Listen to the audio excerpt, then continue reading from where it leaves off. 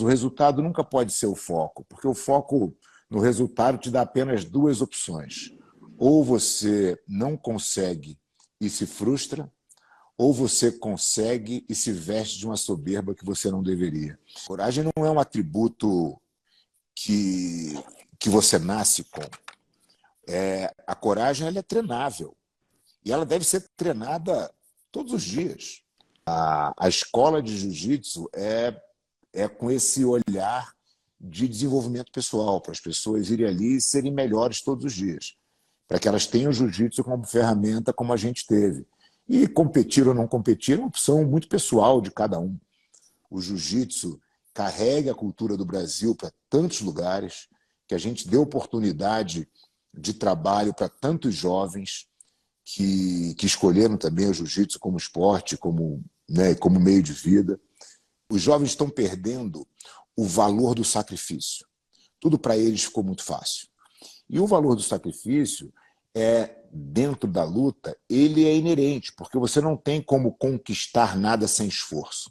Que bom que você veio aqui ao canal Leda Nagli assistir mais um vídeo.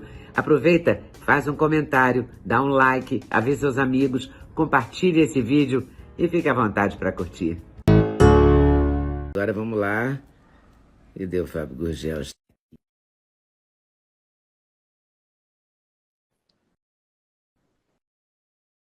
Funcionando bem aqui, vamos lá. Opa, conseguimos! Ah! Que glória! Tudo bem? Tudo bem, Leda? A gente consegue uma alegria, né? E como vai você, tudo bem? Tudo muito bem. Muito obrigado pelo convite. Uma honra estar batendo esse papo com você aqui. A honra é minha. Acabei de ler aqui, mestre faixa coral, 4 vezes campeão mundial de jiu-jitsu, fundou a Alias e é o CEO, é técnico equipe, 13 vezes campeão mundial. A turma é boa. Uau! Me conta, eu vou começar fazendo uma pergunta bem burrinha, assim. O que é faixa coral? É maior que a faixa preta? É maior que a faixa preta, Leda. Você sabe que a faixa coral só prova uma coisa de verdade, que você está ficando velho. Porque ela requer que você tenha 31 anos de faixa preta. Então, na minha trajetória dentro do jiu-jitsu, eu comecei o jiu-jitsu com 13 anos de idade, ganhei minha faixa preta com 19, já comecei a dar aulas e tal, então tenho de 19 até os 51, foi quando eu construí a minha história dentro da faixa preta, e eu estou na faixa coral aí já há 2 anos, rumando ainda para a faixa vermelha e branca, que é a próxima, que ainda demora mais uns 5. Mais uns 5 anos? Caramba, então a faixa vermelha e branca é o ápice do ápice. Ainda não, aí depois você tem mais 9 anos para a faixa vermelha. Meu Deus! E a diferença é fundamentalmente ser campeão ou lutar? Não, absolutamente. Treinar? A diferença... Como é que se fala? Se fala lutar ou treinar? As duas coisas. Você treina para lutar, né? Você treina para aprender e aí você vai lutar dentro de uma competição. Quando você está dentro da academia com os seus companheiros de treino, de aprendizagem, você está ali treinando, né? A competição é onde você efetivamente luta. Mas a faixa coral, a partir da vermelha e preta, depois vermelha e branca e por fim a vermelha, ela faz uma separação entre professores e mestres, o que eu acho que é até um pouco pretensioso, mas eu acho que é uma simbologia importante, né? Para quem ali se dedicou a vida inteira a ensinar, muito mais importante do que os resultados. E aí já é legal a gente falar desse grande paradoxo, né, que existe entre como você entende o jiu-jitsu. É claro que ele é uma luta, é claro que você está ali para vencer, mas o resultado em si nunca deve ser o foco. Eu acho que isso é uma forma da gente enxergar a vida no geral. O resultado, quando você olha para trás, você tem lá os seus milestones que você conquistou, mas o resultado nunca pode ser o foco, porque o foco no resultado te dá apenas duas opções. Ou você não consegue e se frustra, ou você consegue e se veste de uma soberba que você não deveria. Então, em nenhuma das duas condições, ele é uma coisa muito boa de se perseguir como meta fundamental. E o que você acha que o jiu-jitsu traz de mais positivo na vida de uma pessoa? Ou a disciplina, o equilíbrio, Olha, o quê? são tantas coisas, Leda, que eu entendo o jiu-jitsu realmente como uma ferramenta de desenvolvimento pessoal, muito mais do que uma defesa pessoal. Ela, embora ela seja uma arte mais consolidada no sentido de ser a mais eficiente, né, provada aí durante tantos e tantos anos pela família Gracie, né, a lei do que onde o mais fraco podia ganhar do mais forte, e tudo isso é verdade, mas eu acho que a defesa pessoal ela fica num segundo, ela vem como bônus de uma prática que te traz uma série de benefícios. Eu acho que o mais evidente para mim entre eles é uma dor que a nossa sociedade tem muito hoje, que é a ansiedade. O jiu-jitsu te ensina a ser paciente. O jiu-jitsu te ensina a entender a hora certa de fazer um movimento. Toda vez que você se emociona, você normalmente caminha para uma ação instintiva. E é exatamente isso que o jiu-jitsu te ensina a fazer o contrário. Porque a gente aprende que tudo que você usa o instinto caminha para a minha técnica, porque é assim que o jiu-jitsu foi desenvolvido. Então imagina que o ser humano ele tem um padrão de reação instintiva. E se eu sei que aquele padrão existe, eu crio facilmente uma técnica para combater aquele padrão. Então você vai aprendendo com o jiu-jitsu que o que é emocional, o que é padronizado, porque é instintivo, não deve ser feito, porque não é a forma mais eficiente de você lidar com os problemas. Então, imagina isso dentro de tudo que você faz na vida. Eu acho que o jiu-jitsu te ensina isso na prática. Você realmente muda a forma de ver o mundo. Eu costumo dizer que eu vejo a vida através das lentes do jiu-jitsu, e é isso que eu tento passar para todos os meus alunos. Como é que você pode enfrentar os seus problemas de uma forma mais inteligente, mais racional, menos emocional, com menos ansiedade, entendendo que muitas vezes a gente se acha nos problemas e quer sair dos problemas imediatamente. Não é? A gente quer rapidamente voltar para aquele estado que a gente estava a 10 passos antes. A gente errou 10 movimentos antes de estar naquele problema que a gente quer solucionar. E a gente tem uma expectativa de solucionar esse problema em um passo.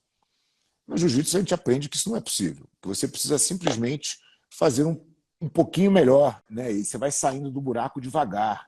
E daí vem todo esse entendimento de como as pessoas precisam trabalhar a paciência, né? Outro dia eu ouvi li uma frase de Goethe que falava que é urgente ter paciência. Eu acho que o mundo precisa bastante disso. Que precisa, precisa. E é urgente trabalhar a paciência. Mas o trabalhar a paciência e ser mais racional não implica em ser menos emotivo, mais frio? Não, absolutamente. Eu acho que a emoção ela já faz parte. A gente não tem poder de controlar o sentimento. A gente tem poder de controlar as nossas reações. Eu acho que a gente deveria realmente trabalhar nisso. Se você fica à mercê se as suas ações estão diretamente conectadas aos seus sentimentos, isso significa que você pode ser facilmente manipulado. Porque se uma pessoa te provoca raiva, por exemplo, e você age baseado na raiva, significa que aquela pessoa agora passou a ser o seu mestre. Tudo que eu quero que você faça, você vai fazer, porque eu vou te causar raiva e você vai agir de acordo, porque você está agindo emocionalmente. E eu acho que quando você traz a razão para a solução dos problemas, você fica muito menos vulnerável. E em nenhum aspecto você se desensibiliza, né? Óbvio que não. Você vai lutar, né? Você está cheio de medo, né? O que as pessoas chamam de adrenalina, né, Helena? Não, eu estou adrenalizado. Não, você está com medo mesmo. Você só tem vergonha de falar. O medo é um sentimento super presente, super necessário para a nossa preservação, né, em todos os sentidos. Agora, você ser dominado pelo medo já é uma história completamente diferente. O que diferencia, né, o corajoso do covarde? É simplesmente como você reage àquele sentimento que você sentiu, que é um sentimento muitas vezes forte, mas efêmero, no sentido de que se eu fugir, ele passa, e de que se eu enfrentar, ele passa também. Oi, pessoal, passei aqui para dar uma dica. Sabe de quê? Do meu sexteto preferido. Vou te contar qual é. Começa com ômega 3, super fundamental. Magnésio, rei da saúde. Coenzima Q10 faz muito bem para o seu coração. Vitamina K2 com vitamina D3, uma combinação poderosíssima. E a querida cúrcuma, que ajuda nas dores articulares, ajuda a regenerar as suas articulações. Vem junto? O link está na descrição. Tem cupom LEDA5 que te dá desconto. Você não pode perder essa, de jeito nenhum. Faz todo sentido na teoria. Não sei se faz na prática, né? Na hora da raiva ou na hora do medo. Então, é que assim, eu acho que as pessoas, claro que quando você não está acostumado a se colocar nessa situação e praticar, porque coragem não é um atributo que você nasce com. A coragem ela é treinável e ela deve ser treinada todos os dias.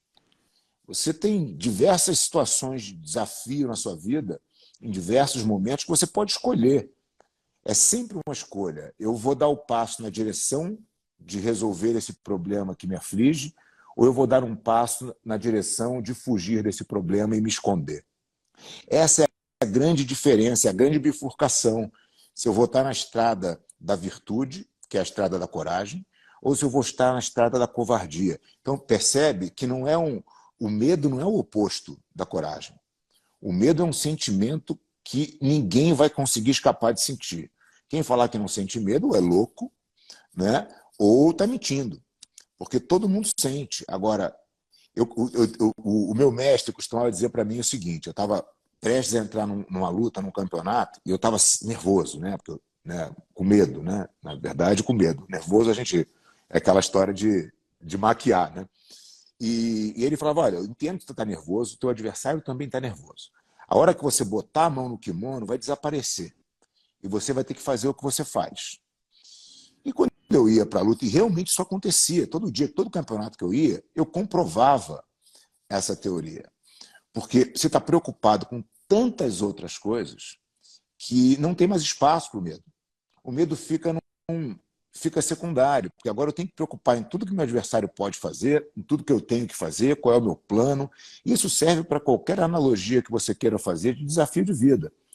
Vamos lá, eu tenho aqui um desafio se eu vou pegar esse novo emprego ou não. A hora que eu decidi pegar, agora eu tenho que me preocupar com tanta coisa e melhorar tantos skills que eu não estou mais preocupado com o medo que eu senti lá atrás, na hora da minha decisão. Então, a decisão é sempre um ponto crucial em que estrada que eu vou botar o pé. Agora, uma coisa eu posso dizer e que eu acho que isso é o mais importante. Se você escolher a estrada da covardia, que muitas vezes ela é a mais confortável, o que você vai encontrar ali? Mentira, trapaça, mais covardia, traição, ingratidão, todos esses sentimentos que são ruins. A estrada da coragem, por mais dura que ela possa parecer, e você vai eventualmente ter as suas derrotas ali naquela estrada, sempre vai ter alguém para te dar a mão, para te levantar, para respeitar o seu esforço, né, para te dar uma nova oportunidade, porque as pessoas valorizam essa virtude. Eu acho que essa virtude, no meu ranking de virtudes, a coragem é a número 1, porque eu acho que ela puxa todas as outras. Inclusive, a sua capacidade de mostrar ternura, amor. Você tem que ser corajoso, né? Para se abrir emocionalmente, para falar o que você sente, para falar o que você pensa. A estrada da coragem é uma estrada magnífica. Você admitir que teve medo ou que tem medo quando vai enfrentar uma luta é comum entre os praticantes de jiu-jitsu? Olha, eu acho que chega um momento que todo mundo já sabe que todo mundo tem medo. Agora, é claro que quando você está de frente com o seu adversário, é sempre um jogo de como eu escondo as minhas fraquezas. A não ser que a demonstração de fraqueza seja de uma forma consciente para criar uma armadilha, né? Para que o seu adversário fique super confiante e você ali se aproveite daquela situação. Mas é claro que todo mundo que dá valor àquilo que está tentando conquistar tem o medo de não conseguir. Não existe uma pessoa que não tenha. Né? Agora, a dose da adrenalina, quanto aquilo te paralisa, ou quanto aquilo te funciona para você como um alerta, está em cada um. Né? E eu acho que os campeões que lidam melhor com isso, eles tendem a performar melhor, porque você tem menos um componente para se preocupar. Quando você está muito tomado de medo, de adrenalina, de preocupação, você tende a não performar na sua plenitude. E aí a chance de você, obviamente, ganhar é menor. Porque o medo pode ser paralisante. Se ele for paralisante, ele te leva para o buraco, te prejudica fatalmente. Né? Exatamente. Ele pode ser um alerta, pode te deixar desperto, pronto para a batalha, mas pode também te puxar para baixo. Né? Assim, funciona um pouco como se você pensa em dieta. Né? Quando você está numa restrição alimentar, você é naturalmente muito mais alerta. Essa é a defesa, né, do jejum intermitente, né, do intervalos maiores de alimentação, porque você fica naturalmente mais alerta, porque você está com fome. Isso está na natureza. Né? O leão não caça se ele estiver com a barriga cheia. O estado de guerra, de conflito, ele necessita desse estresse. Então, o estresse pode vir através da alimentação, pode vir através do medo, pode vir através das duas coisas juntas. Né? São emoções que te botam em estado de alerta. Está muito confortável demais, está muito alimentado demais, tende a não ser bom se você tem qualquer tipo de disputa. E quando você começou, com 13 anos, quem foi o seu mestre? Quem foi? Porque você falou no Velho Gracie, há um minuto atrás. Sabe que eu entrevistei o Velho Gracie? O grande mestre Hélio Gracie, sensacional. Não, o meu mestre, o nome dele é Romero Jacaré, meu sócio também, a gente fundou a Aliança junto. Ele é meu mestre até hoje, né? Ele está com 71 anos hoje, está indo para 71 anos esse ano. E ele é meu mestre desde sempre. E a gente tem uma caminhada aí juntos de mais de 40 anos, numa relação maravilhosa. Né? A gente é professor e aluno, a gente tem uma relação com ele de irmão mais velho, e depois uma confiança muito grande nos projetos que a gente toca na Aliança hoje. Né? Eu estou à frente do executivo e assim, com muito suporte dele. Então, é uma relação de amor verdadeiro aí de muitos anos. E ele foi formado pelo Hollis Gracie, o Hollis Gracie formou 6 atletas apenas da faixa preta. Ele teve um acidente de asa delta quando tinha 33 anos de idade e faleceu.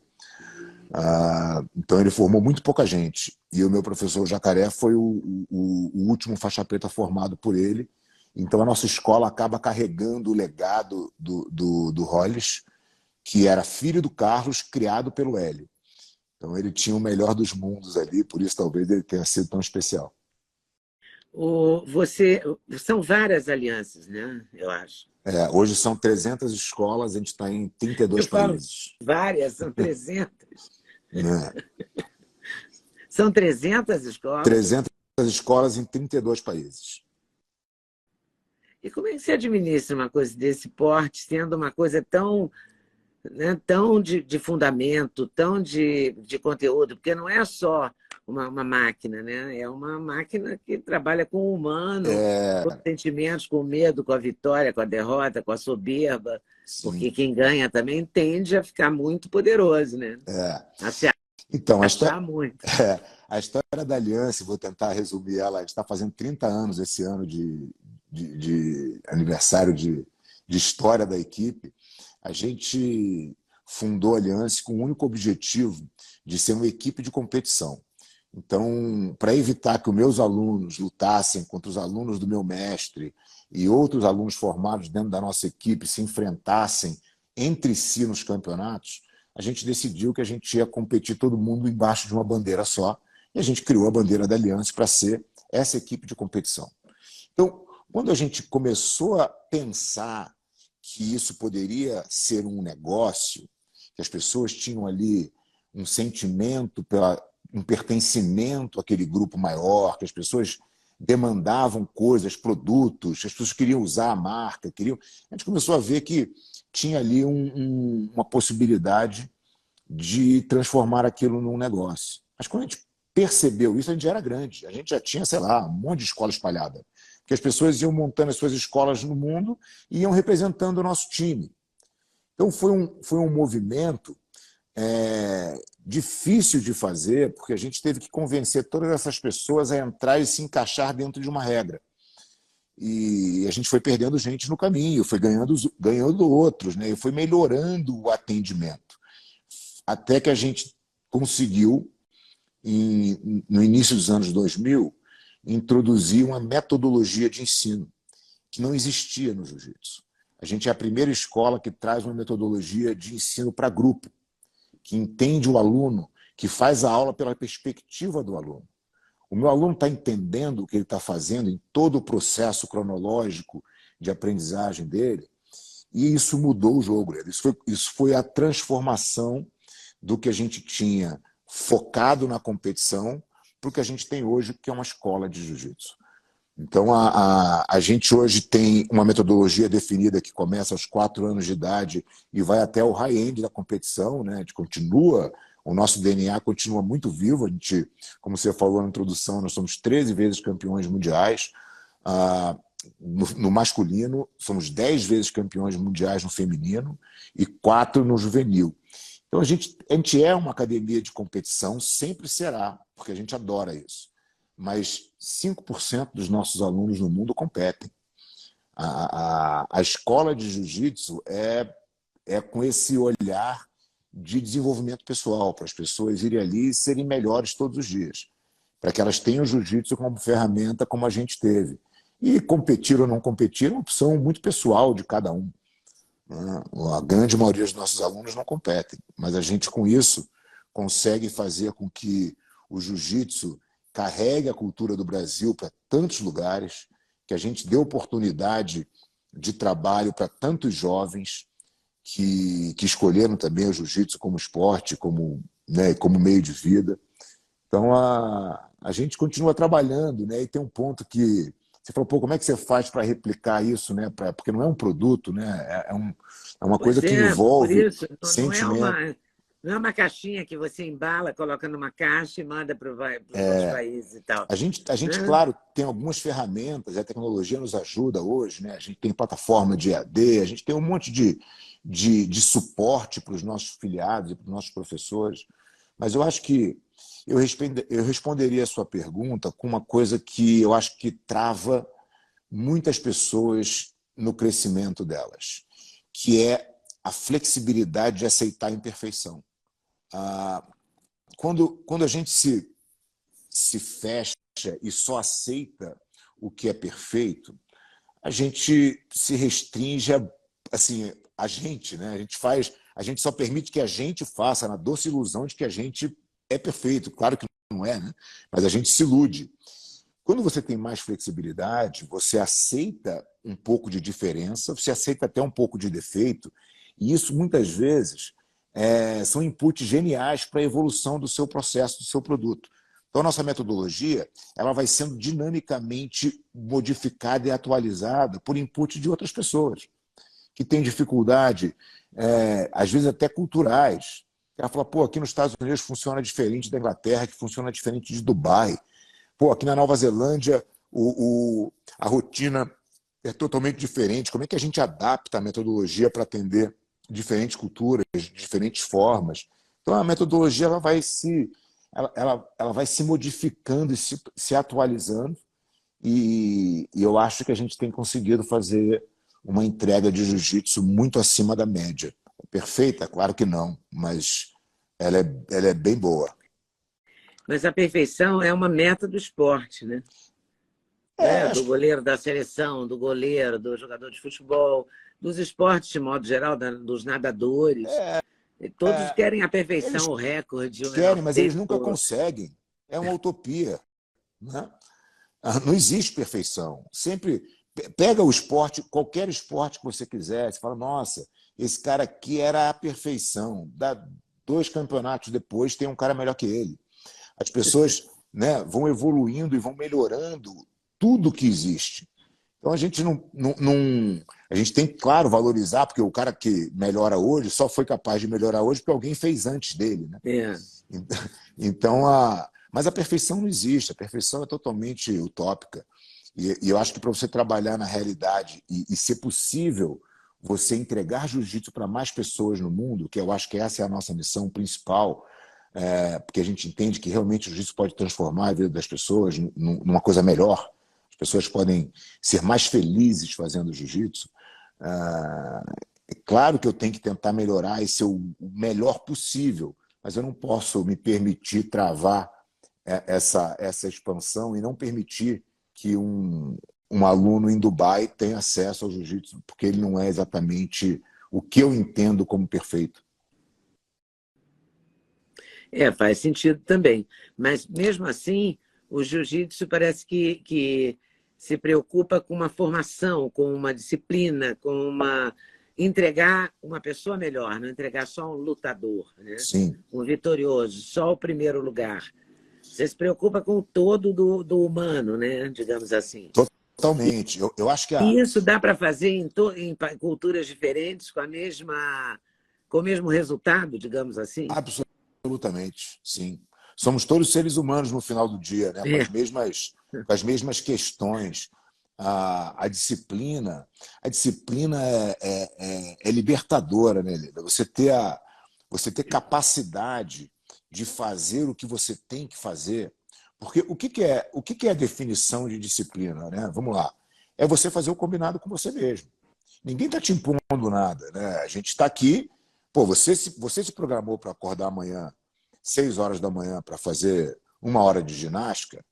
Você acha que isso é a forma que vai te botar para frente, que vai te desenvolver? Você tem que fazer. Não tem mais ou menos, não tem pensar, será que eu vou? Hoje está frio. Porque aí começa um processo que é ruim. Sempre tem um lado mais confortável das coisas. E eu acho que é aí que mora o perigo das pessoas. As pessoas não se desenvolvem porque elas não se permitem. Porque elas, ao contrário, se permitem ficar numa zona de conforto.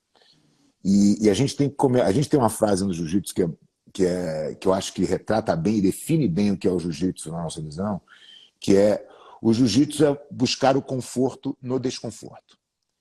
Então, é confortável acordar às 5 horas da manhã para fazer ginástica? É confortável sentar numa poltrona para ler 2 horas todo dia? É confortável trabalhar um monte de horas? Não, é claro que não é. É muito mais confortável ficar deitado na cama, 19 graus no ar-condicionado, vendo filme. Mas isso te bota para algum lugar, isso traz algum propósito de vida? Também não. Então, é uma escolha. Disciplina é uma escolha. E uma vez que você coloca isso e persegue essa capacidade de ser disciplinado, isso é extremamente libertador. Porque você não depende mais daquela zona de conforto que as pessoas normalmente se acostumam. Você trabalha numa outra frequência. Você disse que tem alunos a partir de 4 anos, né? Sim. A gente está vivendo uma crise de valores nessa juventude muito forte, né? A gente tem... É claro que são exceções violentas, não são a regra, graças a Deus. Mas a gente está enfrentando, a gente vê a competição paralela, né, ao jiu-jitsu, ao tráfico, querendo pegar a moçada para fazer deles avião do tráfico, as pessoas violentas que se jogam em massacres e tal, e são jovens. Como seduzir esses jovens desajustados, não sei, sem disciplina? seduzi-los para esse mundo, porque o mundo do jiu-jitsu me parece um mundo de muita disciplina, de muita regra, não é? É muito legal você lutar e tal, mas você tem que construir essa possibilidade. Sem dúvida. Eu acho que a gente tem uma missão, né, Leda, na sociedade.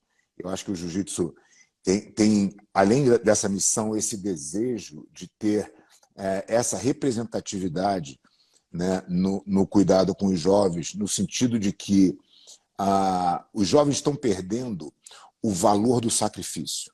Tudo para eles ficou muito fácil. Tudo é muito na mão. Eles take for granted tudo. Né? Como não está pronto? Como não está aqui? Como eu dou um toque no meu iPad, tem que estar tudo na minha mão. Né? Tudo, eles perderam o valor do sacrifício. E o valor do sacrifício dentro da luta, ele é inerente, porque você não tem como conquistar nada sem esforço. O que a gente tem como atrativo, e que é muito atrativo para o jovem? Você vai ter uma condição de se defender que ninguém tem. Você jamais vai ser vítima de ninguém. O garoto de jiu-jitsu não é vítima de bullying, não é vítima de agressão, ele não é alvo. Porque ele já tem uma postura diferente, porque aquilo para ele não é um grande problema. Quando você tira o conflito físico da equação, o que sobra? Sobra argumento. Se você quiser argumentar comigo, discutir comigo, eu posso discutir contigo o tempo inteiro. Se você quiser cruzar a linha da agressão física, isso não é um problema para mim. Isso é o que eu faço todos os dias na minha academia, o que eu estou acostumado a fazer, me embolar com os caras lá, sair de gravata, né, estrangular as pessoas. Isso para mim é normal. Né? É o que eu faço por hobby. Então, você tira aquela ansiedade do conflito físico e isso dá uma tranquilidade para que você possa argumentar com muito mais tranquilidade. Então, você vê que os lutadores, via de regra, são pessoas calmas. São pessoas que não... Né? Porque surpreendente isso, para quem não conhece porque a linha, o limite, né? O limite da discussão, Leda, sempre é a agressão física. Sempre foi, historicamente. Você vem num conflito até que haja, de fato, o conflito físico. Quando esse conflito físico não é mais um problema, você consegue estender o argumento muito mais, porque você não quer aquele conflito, aquilo não vale a pena. Né? Então, eu acho que os jovens a gente tem essa atratividade para eles, e, em contrapartida, uma vez que ele faz isso, esses valores vão naturalmente entrando, porque eles vão entendendo que sem esforço não tem conquista, que sem disciplina você não vai a lugar nenhum, se o teu amiguinho treinar mais do que você, é ele que vai ganhar. Você vai trazendo uma série de valores. O valor de ganhar e perder, isso né, como é que você respeita quando você ganha, quando é que você não se abala quando você perde. Né? Quantas derrotas e vitórias você vai ter ao longo do tempo. Sabe que numa luta de jiu-jitsu, se você for no micro do movimento, você vai ter uma centena de derrotas num treino de 5 minutos. Porque se eu seguro a gola do kimono do meu companheiro e ele estoura a minha pegada, porque ele não quer que eu segure a gola dele, é uma derrota para mim. Eu queria segurar a gola, ele não deixou. Aí eu quero controlar a perna, ele também não deixa. Ele não deixa nada que eu quero. Eu tenho que lidar com essa frustração todo dia, o tempo todo. Isso vai me trazendo uma necessidade de, claro, lidar com a derrota de uma forma natural e, num segundo momento, de criar outras opções, ou seja, me tornar adaptável para os problemas. Se o meu adversário me cria um problema, se ele constrói uma parede na minha frente, eu tenho que dar a volta, porque por aquela parede eu não tenho como passar. Então você vai tendo esse tipo de entendimento das coisas e, de novo, né, você vai vendo a vida de uma forma menos problemática. Sempre tem uma saída. E você acha que esse transporte da luta, do tatame, da pegada do kimono e tal, para a vida real, para a vida usual, né, para a vida cotidiana, facilita muito? Eu acho absolutamente, e digo mais, ele não é uma aula onde você senta o garoto, ou mesmo o aluno ou a aluna, né, em qualquer fase da vida, e escreve numa lousa quais são os princípios que ele está aprendendo. Ele vivencia aquilo. Isso é muito diferente. Né? De eu te ensinar, falar, olha, você vai ter várias derrotas aqui, eu estou te explicando um pouco de como funciona. Quando você vivencia aquilo, aquilo vai ficando natural para você. Todo dia você está ali praticando, aquilo vai ficando a forma como você resolve os problemas que se colocam à sua frente. Pode ser num treino de jiu-jitsu, pode ser uma questão fora de relacionamento, pode ser uma questão de trabalho, pode ser o que for. Né? Vira realmente uma filosofia de como o seu mindset vai funcionar. É isso que eu acho que é quer dizer, o mais perturbador, mas a maior vitória do jiu-jitsu, né? É passar isso para a vida real. Essa calma, essa não ansiedade, esse saber perder e saber ganhar. Não se transformar numa pessoa cheia de soberba quando é vitoriosa. Isso é muito difícil na vida cotidiana, né? Hoje eu estava na academia e eu estava com o meu sócio, a gente estava falando sobre um dos nossos instrutores, que ele tinha dado uma aula tecnicamente muito boa, mas que essa aula estava sem emoção, sem sentimento. O que quer dizer isso? Esse instrutor é um garoto, está se formando ainda e tal, e ele não tem a capacidade de fazer as analogias. Então, o aluno, ele vai lá, aprende uma técnica, é um processo meio robotizado. Quando você pega um professor mais experiente, ele traz o aluno para aquele momento. O aluno vive aquela situação e consegue imaginar que aquilo poderia estar acontecendo com ele na vida real. E depois a gente consegue analisar aquele sentimento que ele teve com problemas que ele tem na vida cotidiana dele. E aí esse link vai sendo reforçado ao longo do tempo, até o ponto que o aluno está realmente forte, né? No sentido mais profundo da palavra, assim, forte por dentro, forte de ser realmente uma pessoa resiliente para os problemas. Isso, obviamente, não é uma coisa que você constrói em poucos meses, né? É uma prática que você tem para a vida inteira. E o jiu-jitsu é a única arte marcial que você consegue fazer a sua vida inteira. Hoje de manhã, a gente recebeu a Helena, uma aluna nossa, na nossa nova academia nos Jardins, que ela começou agora, ela tem 73 anos. Jura? E ela é de família japonesa, ela sempre quis fazer arte marcial, mas o pai dela nunca deixou, só deixava os irmãos.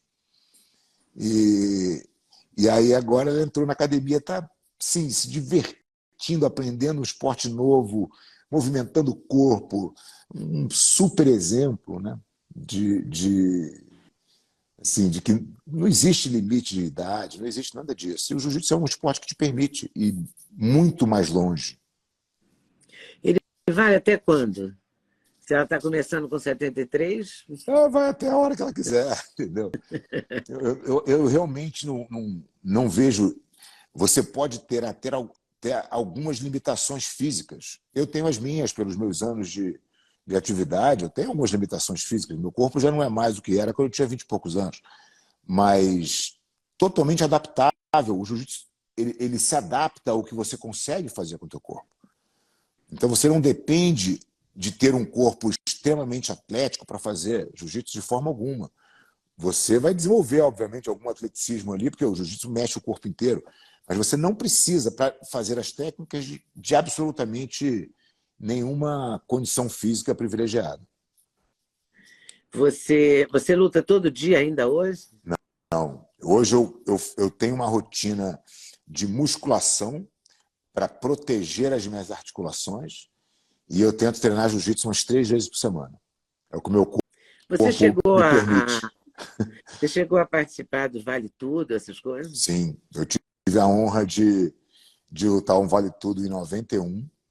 Foi um evento do jiu-jitsu contra a luta livre no Rio de Janeiro. Eu morava no Rio de Janeiro na época. Eu vim para São Paulo com 23 para 24. No final de 93 eu vim para São Paulo. O Vale Tudo é um evento assim, muito importante para o jiu-jitsu no Brasil. A família Gracie tinha o Rickson, que era o grande nome da época, tinha ido para os Estados Unidos, estava morando em Los Angeles desde 89.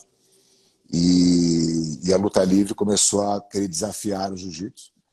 E foram 3 lutas na mesma noite. Foi no Grajaú Country Club, foi televisionado pela Globo, né? A Globo passou isso depois do Supercine, muito antes de UFC, né? Era vale tudo, vale tudo. E deu uma cena engraçada, porque nas negociações com a TV, fala, não tem soco, é só mão aberta e tal, é esportivo. É esportivo. E na hora foi o vale tudo real, né? Então o Carson treinou a gente, o mestre Carson Gracie treinou a equipe, e eu fui um dos selecionados. Foram 3 lutas, a gente ganhou de 3-0, foi um momento muito importante. Logo depois, em 93, teve a criação do Ultimate Fighting, e aí eu tive a chance de lutar o UFC 11, mas não ganhei. E depois lutei mais um evento de Vale Tudo aqui em São Paulo, no Maxud, em 97. Então eu fiz algumas lutas de Vale Tudo, e quando começou a virar MMA, era um momento de decisão, assim, de eu escolher o que era realmente a minha vocação, de ser professor de jiu-jitsu e continuar no jiu-jitsu para sempre, ou de ir para uma carreira profissional de lutador de MMA. E eu escolhi o caminho do jiu-jitsu, e muito feliz com a minha escolha até hoje. Nunca me arrependi. Quando a gente é recém-mãe, assim, filho com 4, 5, 7 anos, 7 anos, por exemplo, é muito comum a gente ouvir, não, coloca no jiu-jitsu, porque ele está muito... Ou ele está agressivo, ou ele está agitado, ou ele está tímido.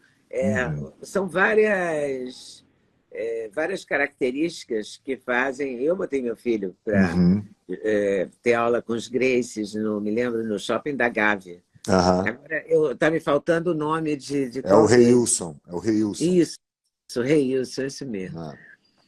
E eu não me lembro por quê, mas eu me lembro que eu coloquei, né? Assim, eu levava e tal, ficava esperando lá. E depois eu levei para o Libório. Muito tempo também.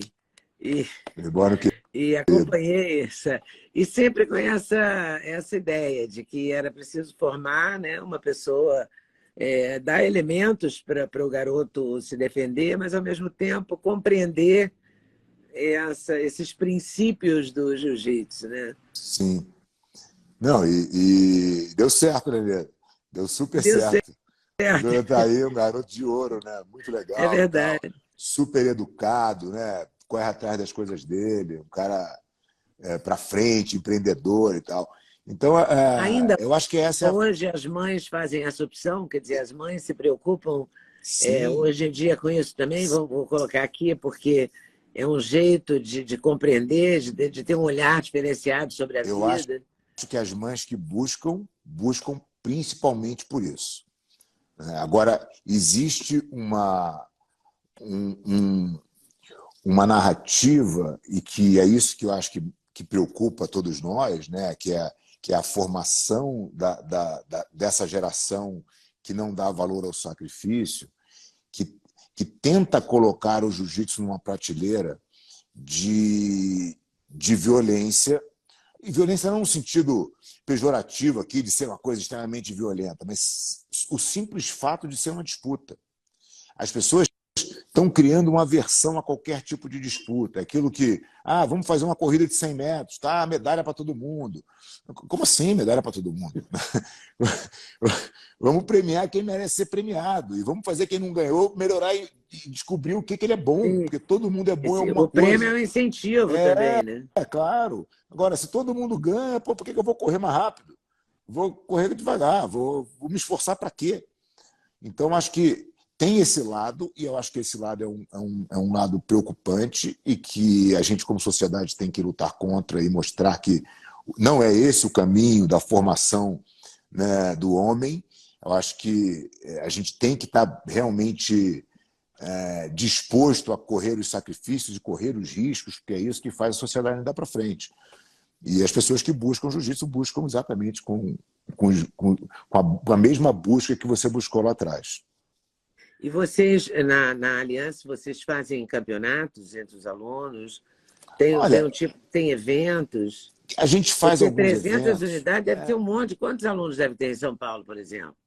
Olha, em São Paulo é o estado que a gente tem mais unidades, a gente tem 26 unidades em São Paulo. A gente deve ter por volta de 3 mil alunos, 4 mil alunos aqui. A Aliança, no total, hoje a gente tem 30 mil alunos espalhados aí pelo mundo. Mas eu não acho que a função da Aliança é fazer campeonato. Eu acho que existe a Federação Internacional que organiza campeonatos da melhor qualidade no mundo inteiro. Agora, mesmo semana que vem, tem um campeonato brasileiro aqui em São Paulo, e no final de maio, início de junho, tem um campeonato mundial em Long Beach. Então, são campeonatos muito bem organizados e tem todos os tipos e níveis de campeonato. O que a gente faz é preparar os nossos atletas que querem competir e levá-los para os campeonatos, para que eles disputem com outras pessoas. Então, acho que o campeonato é um grande aprendizado. É onde você controla suas emoções de verdade, quando você vai disputar com um cara que você nunca viu, né? Não é mais aquele conforto da academia, que é o seu amigo treinando com você todo dia. E é incentivador esse encontro com desconhecidos? Super, super. E é engraçado, a gente está vivendo um momento, a faixa etária mais presente nas academias aqui, nas nossas academias hoje, é 35, 45, mais do que jovens. É mesmo. O Campeonato Mundial de Masters acontece em Las Vegas em agosto, setembro. Tem 8 mil atletas inscritos no final de semana. Virou um super programa. Então, os alunos, que são alunos que já estão mais estabilizados, já têm grana para viajar e tal, então eles fazem o grupo, alugam casa. Você vê a casa que os alunos alugam em Vegas para ir competir, eles fazem dieta, eles fazem tudo, tipo atleta profissional. Vão lá, lutam um campeonato, ganhando ou perdendo. É uma grande festa, eles se desafiam ali, aquilo para eles é um momento importante. Então, o campeonato, ele é uma forma de você se testar, de você sair da zona de conforto num ambiente controlado. E eu acho que é muito enriquecedor. Eu costumo dizer que um campeonato disputado vale 6 meses de academia, em termos de maturidade como lutador. Você realmente... O lutador, o praticante de jiu-jitsu, vamos falar assim, ele tem uma dieta especial? Você faz uma dieta especial? Não, Quando você era campeão? Eu sempre fiz dieta. Eu acho que o jiu-jitsu tem um outro valor muito interessante aqui, e aí méritos para a família Gracie. A família Gracie criou uma cultura. A dieta Gracie, né? Se alimentar de forma natural, comer comida de verdade, não comer nada industrializado. Isso sempre foi a nossa doutrina.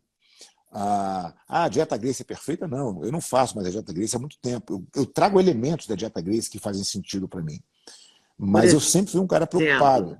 Não, o que faz sentido para você? A dieta Gracie é baseada na combinação química de alimento. Então você não come, por exemplo, uma fruta ácida, uma fruta cítrica, você não mistura ela com nada. Então eu me acostumei a fazer desse jeito. Então, eu não consigo comer um abacaxi com comida de panela. Isso não existe para mim. Né? Eu não consigo misturar uma fruta ácida com uma fruta doce. Isso não faz sentido para mim. Né? Então eu fui educado nessa dieta e eu sigo, né, alguns princípios dela. Agora, eu não sigo ela rigidamente, porque entendo que ela é um pouco deficitária em proteína. Eu acho que a proteína é mais importante na dieta. Mas a dieta é importante desde Platão. Platão já dizia que você tem uma tríade que você tem que respeitar aqui, que é dieta, educação física e artes. Você tem que se formar dessa maneira.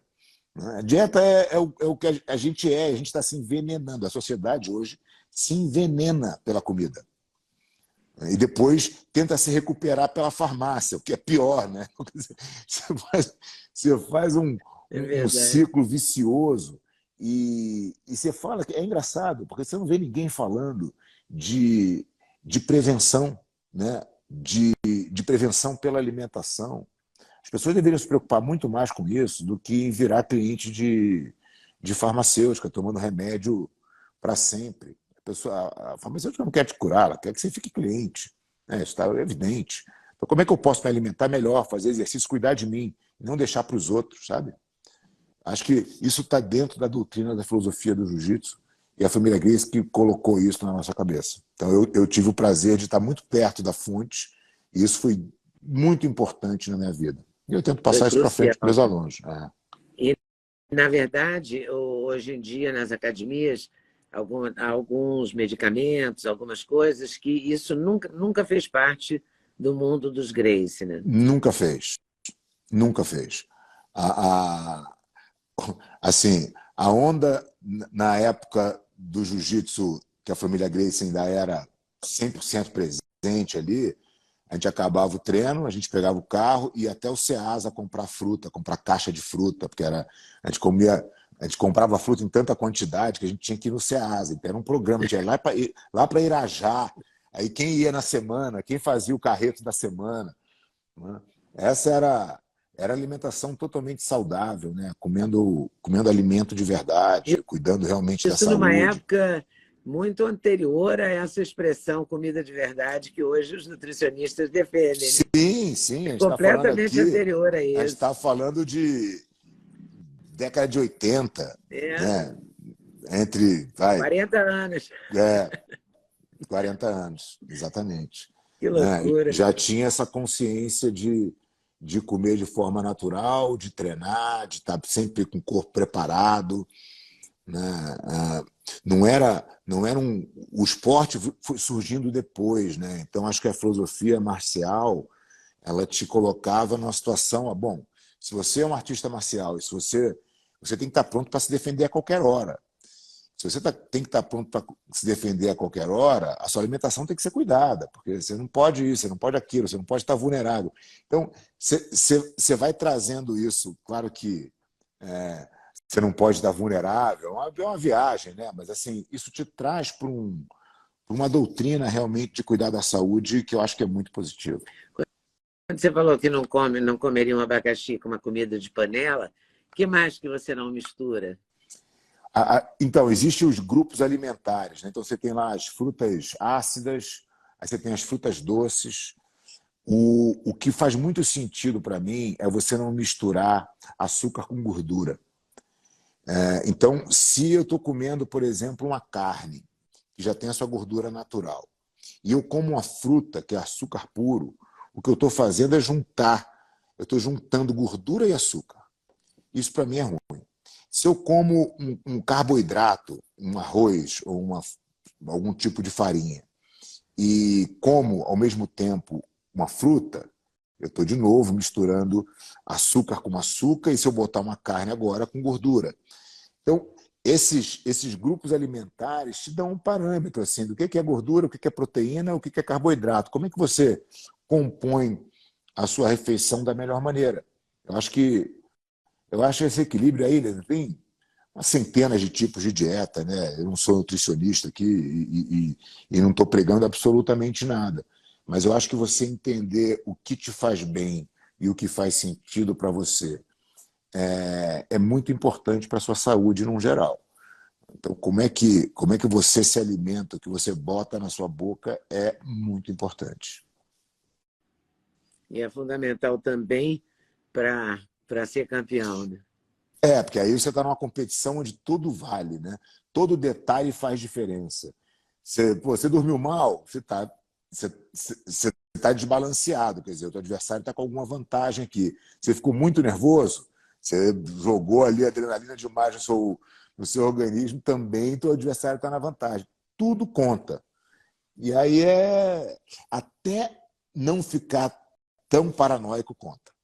Até você ter um relaxamento, né? Você fazer as coisas que tem que fazer, mas também você não se preocupar demais. Eu tive um atleta, foi tricampeão mundial, e ele treinava muito, mas ele não fazia dieta, ele não se preocupava. Ele falou que a minha dieta é a dieta da felicidade, eu como o que eu gosto. E às vezes eu encontrava que na arquibancada do campeonato, entre uma luta e outra, ele comendo um biscoito de chocolate. Eu falei, você está louco, cara? Eu falei, É o que me faz feliz, vou lá e vou ganhar, quer ver? Aí ia lá e ganhava mesmo, eu tinha que ficar quieto. Então, não... Mas ele era uma exceção, né, Ele na era uma verdade. exceção, claro, mas eu digo, às vezes quando você é muito restrito e você não aceita nenhuma mudança na sua rotina, você fica também muito vulnerável, porque tem tanta coisa que você não controla. Por exemplo, eu tenho que comer de 3 em 3 horas, ou de 5 em 5 horas, ou whatever. E se você pegou um trânsito, ficou no engarrafamento, ficou preso, não conseguiu comer, sabe? O mundo vai acabar por isso? Você vai se estressar por isso? Você vai jogar um monte de cortisol no teu organismo que está estressado, nervoso, o que te faz mais mal do que bem. Né? Então, você tem que aprender um pouco a ter essa flexibilidade, a aceitar as coisas e entender que você não controla quase nada, né? Porque o estresse também é um forte inimigo, né? Total, total. O estresse é um forte inimigo, não dormir é o seu maior inimigo. Então, faz tudo certo, treina certo, se alimenta certo, mas chega de noite, está tão ligado, tão nervoso, que não dorme. Jogou tudo fora.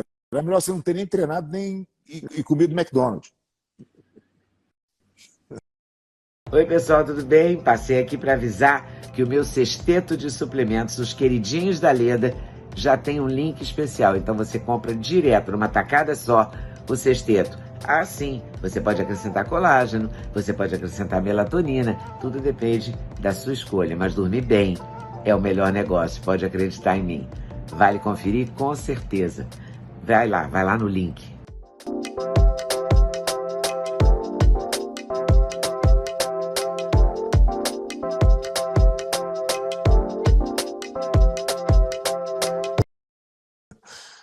Ai, ai, muito legal. E você vai participar desse campeonato de Master, não? Então, eu parei de competir, eu lutei o meu último campeonato, que foi um torneio de Abu Dhabi, que é um mundial de grappling, um campeonato sem kimono, quando eu tinha 43 anos. Foi minha última competição, já fazem 10 anos, e o motivo pelo qual eu parei de lutar, inclusive, eu lutei Master até lá, né? Eu lutei de Master a partir de 30.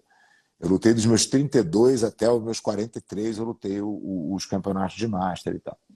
O que me fez parar de competir foi assim, eu fui acostumado a ter uma performance nas competições, e a minha cabeça pensar e o meu corpo reagir, e aquilo era para mim encantador. Quando eu comecei a não mais conseguir, o meu corpo, eu não conseguia mais performar com o meu corpo o que eu pensava com a minha mente, aquilo passou a não ter sentido para mim. E fora que eu estava com um monte de lesão, eu falei, cara, é hora de eu tratar meu corpo se eu quiser continuar fazendo jiu-jitsu até o final. Então eu saí dessa luta de 2013, né, que foi na China. Voltei, fiz uma cirurgia no ombro, e aí fui me recuperando, e aí fui agora, nesses últimos 10 anos, a minha tentativa é tentar permanecer fazendo jiu-jitsu da melhor maneira, mas eu não tenho mais nenhum estímulo para a competição. Mas tem o estímulo para lutar até hoje, 3 dias por semana. Não, sim, isso é minha cachaça, né? É o que eu gosto realmente de fazer. E a competição está em mim em outras coisas, né? Em outros desafios. Então, os meus alunos foram responsáveis aí pela minha competição como técnico durante muitos anos. Hoje eu saí da função de head coach da equipe de competição, fiz isso alguns anos atrás, no movimento de poder agora cuidar da nossa expansão, da expansão da Aliança de forma mais global, mais estruturada. Então, hoje eu tenho outros desafios, né, que não deixam de ser competições bem difíceis. A vida é outra, né, também. Exatamente. Valeu, Fábio. Muito obrigada pelo seu tempo, pela sua paciência, pelo seu conhecimento compartilhado. Foi um prazer bater esse papo com você aqui, uma honra para mim. Fã de muito tempo, de carteirinha. Oh, meu Deus, muito obrigada. E um beijo. A recíproca é verdadeira. Um beijão. Tchau. Muito obrigada por ter assistido mais um vídeo no meu canal. Volte sempre. Aqui você sempre vai encontrar a pluralidade de ideias ideologias diferentes, ideias diferentes, mas sempre alto nível de informação e de prestação de serviço. Eu espero você sempre aqui. Faça seu comentário, se inscreva no canal, dê seu like se você gostou e não deixe de voltar. Estou te esperando, com certeza, se Deus quiser.